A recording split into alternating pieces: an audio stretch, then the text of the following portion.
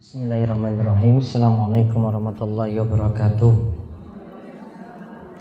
Alhamdulillah, wassalatu wassalamu ala rasulillah wa ala alihi wa man tabi'ahum bi ihsan ila yaumiddin. Allahumma inna nas'aluka al-jannah wa na'udzubika minan nar. Allahumma inna nas'aluka ilman nafi'a wa rizqan thayyiba wa amalan mutaqabbala. Puji syukur kita panjatkan pada Allah. Salawat dan salam mungkin tercurah pada junjungan kita Nabi Agung Muhammad Sallallahu Alaihi Wasallam. Baik, ibu-ibu sekalian, seperti biasa kita pada Rabu kali ini akan membahas tentang masalah fikih dasar yang mudah-mudahan semakin menambah ketakwaan bagi kita sekalian, memperbaiki ibadah kita yang ada. Dan kita rujukan atau buku rujukan kita masih dalam buku yang sama, yaitu Safinatun Najah. Dan kita sudah sampai pada pembahasan mandi. Awal dulu kita membahas tentang tanda-tanda balik, lalu kita lanjutkan tentang air, terus tentang tentang istinja, terus wudu. Lalu kita bahas tentang air yang sedikit dan air yang banyak. Kemudian terakhir yang kita bahas tentang sebab-sebab yang menyebabkan mandi wajib. Masih diingat atau tidak ibu-ibu? Dites ya. Ini diulang-ulang terus ini. Baik. Ada berapa buku tadi mau kuis Bu Reina? 6 ya? 5 buku, berarti 5 pertanyaan. 1,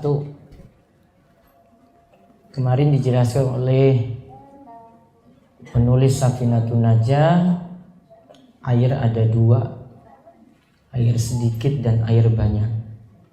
Apa bedanya? Iya, jilbab merah, monggo Bu. Air yang sedikit kurang dari 2 kula, air yang banyak lebih dari 2 kula. 2 kula berapa banyak? 200 kurang lebih 200 liter ya. Baik. Ya. Sebutkan lagi berikutnya yang kedua.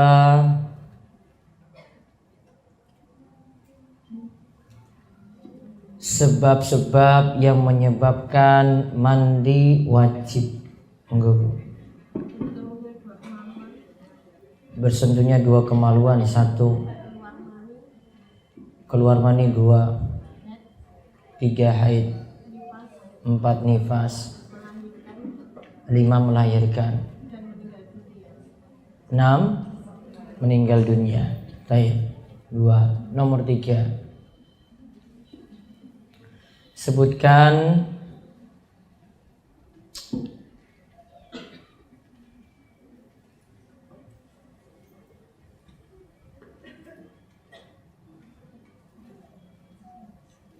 enam rukun wudu.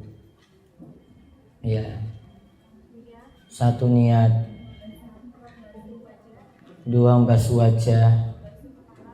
3 wajah, setelah wajah apa? Niat, membasuh wajah,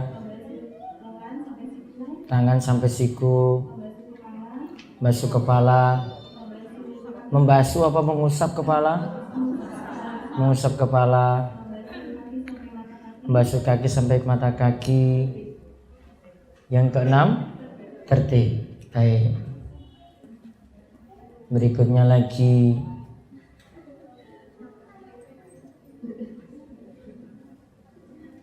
boleh atau tidak menggunakan tisu untuk istinja setelah buang hajat? Apa alasannya? Ya, boleh. Alasannya ketika tidak ada air. Tisu itu suci apa mboten? Suci. Terus bukan juga benda berharga. Bisa hilangkan najis? Bisa, ya. Berarti tisu boleh. Tisu yang khusus untuk toilet tadi boleh digunakan untuk istinja karena 3 alasan. 1 suci. Sini. Ya. 1 suci, 2 bisa menghilangkan najis. Yang ketiga bukan benda berharga. 1 lagi? Masih ada? Nah, terakhir 1.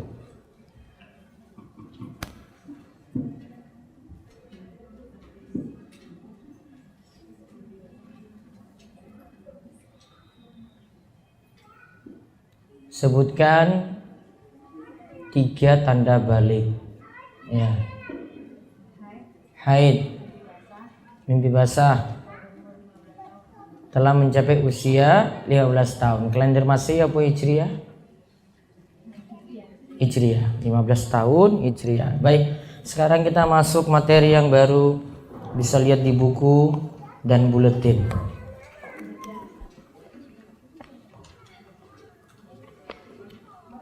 Di buku halaman 16.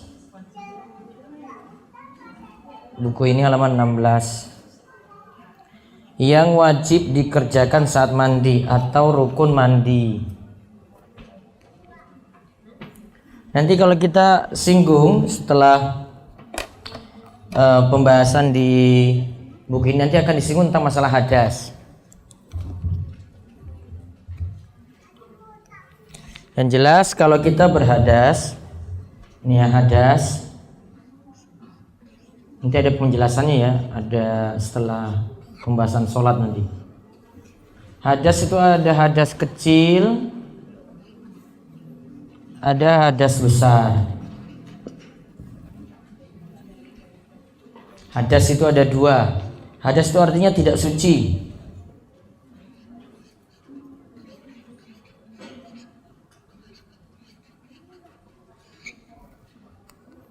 Hadas itu ada 2. 1 hadas kecil, 2 hadas besar. Yang kecil ini konsekuensinya harus wudu.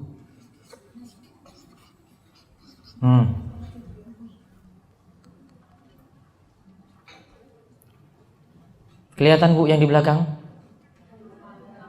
Hah?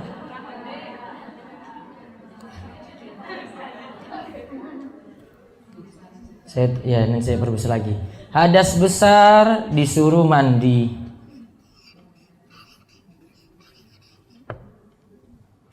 Ingat ya, hadas kecil disuruh apa? Wudu.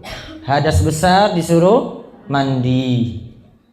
Kalau hadasnya masih hadas kecil, ini cukup wudu seperti kalau kita kentut. Disuruh wudu saja. Dalam mazhab Syafi'i misalnya bersentuhan lawan jenis. Nanti akan kita lihat bahasannya. Nah sekarang ya, kalau hadas besar yang kemarin kita sebutkan sebabnya ada 6 itu. Ya. Yang nanti kita bahas dalam mandi ini.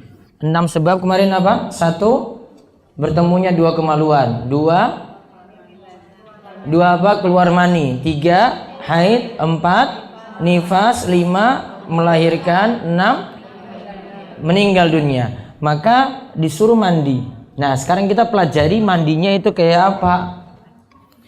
Ingat yang perlu dipahami, yang pertama, syariat dalam agama kita untuk perkara yang urgen-urgen penting seperti ini yang berulang setiap waktu pasti ada dalilnya.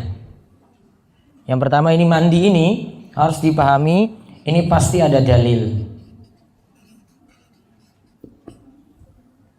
Gak mungkin ada sesuatu yang dikatakan hadas besar disuruh mandi kok nggak diajarkan, kok nggak ada dalilnya, itu nggak mungkin. Ini berulang terus 6 perkara tadi itu ada, kita temukan setiap hari akan berulang, itu ada kejadian seperti itu. Masa tidak diajarkan tata cara mandi oleh Nabi Sallallahu Alaihi Wasallam? Maka nanti kita pasti akan temukan dalil. Maka itulah pentingnya ibu-ibu ngaji, diantaranya untuk ini, pahami ini loh. dalil. Makanya di situ kita sebutkan teorinya dulu. Yang saya sebutkan teorinya, nanti saya ulang nanti teorinya ini rukun mandi itu apa saja, baru nanti kita lihat catatan dalilnya itu kayak apa.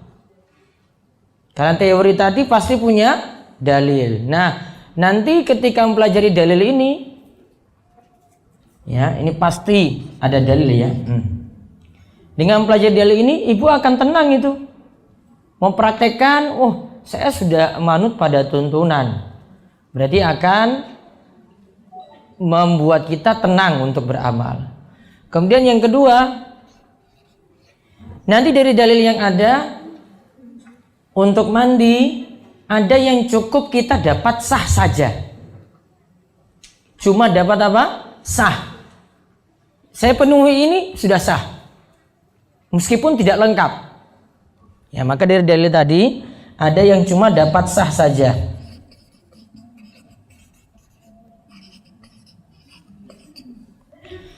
Ini yang kita bahas dalam rukun mandi.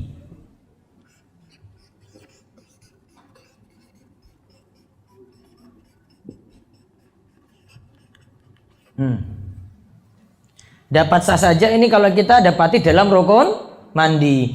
Ibu penuhi rukun mandi sudah sah. Meskipun nggak selengkap yang Nabi SAW tuntunkan, namun ini sudah disebutkan dalam dalil sesederhana ini rukun mandi. Sama seperti misalnya ibu kalau sholat, penuhi rukun-rukun sholat. Ibu penuhi nanti di dalam buku ini 17 rukun sholat, ibu penuhi, sudah sah.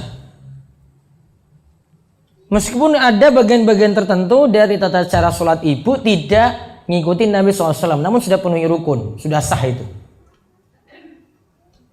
Namun yang kalau mau yang sempurna, ya kalau ini dapat sah saja ya. Ya, kita belajar di sini supaya dapat yang sempurna. Kalau dapat sempurna, maka ini yang ketiga.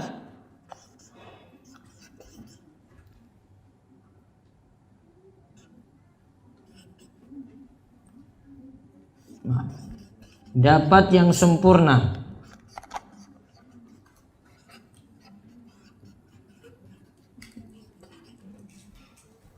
Dan kalau mau dapat yang sempurna, yang ketiga, kita penuhi namanya sunnah mandi.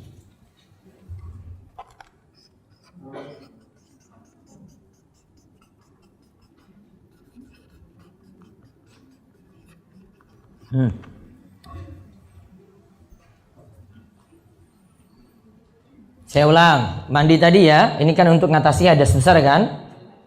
Pasti ada dalil. Terus ada di situ kita cuma cari apa? Sahnya saja, dapat sah saja. Ibu penuh yang ini sudah dapat sah. Walaupun tidak lengkap nanti seperti yang Nabi SAW tuntunkan. Itu disebut apa? Rukun mandi.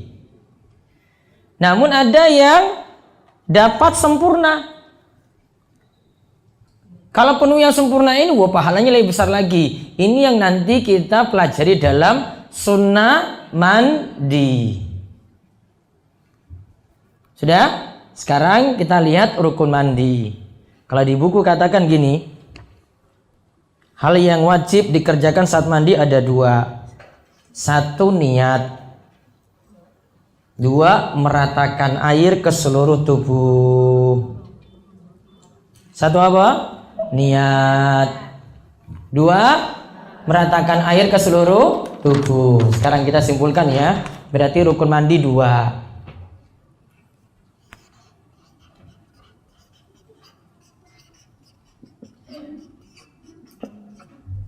Satu apa tadi? Niat. Dua, meratakan air ke seluruh tubuh.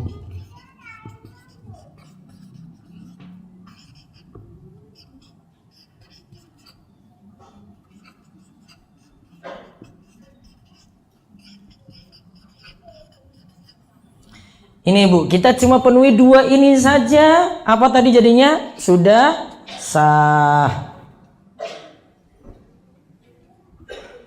Kalau ibu lakukan yang lainnya namun dua ini tidak terpenuhi, percuma. Ibu lakukan yang lainnya selain dua hal ini, ya. Kok ada bagian misalnya yang tidak rata, ada bagian yang dari tubuh kita itu nggak kesiram, nggak sah. Walaupun ibu uangnya bagaimanapun keluar dari situ, namun ada bagian yang nggak kena air, berarti tidak sah. Harus ini, dua ini, baru jadi sah. Nah sekarang yang pertama dulu niat. Niat ini sama seperti kemarin kita bahas ketika wudhu. Nah, saya ulang lagi niat dulu ya. Niat itu kemarin kan ada dua. Bisa kita lafaz, kita bisa niat itu dalam hati atau niat itu dilafazkan. Yang wajib kemarin yang mana? Yang wajib yang mana Bu kemarin?